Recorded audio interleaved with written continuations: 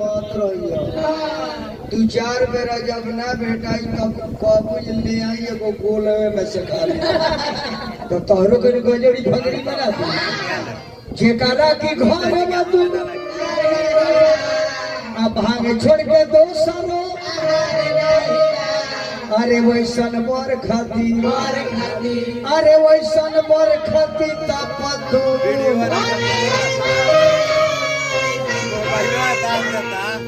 हमने के बात जचता ना माने बियाह करबे करबो कैसे हां ये भाई बड़ा होठी बिया ले बिया भाई बताओ होसन और भौंगी से बियाह को कई तो सुनाई के बात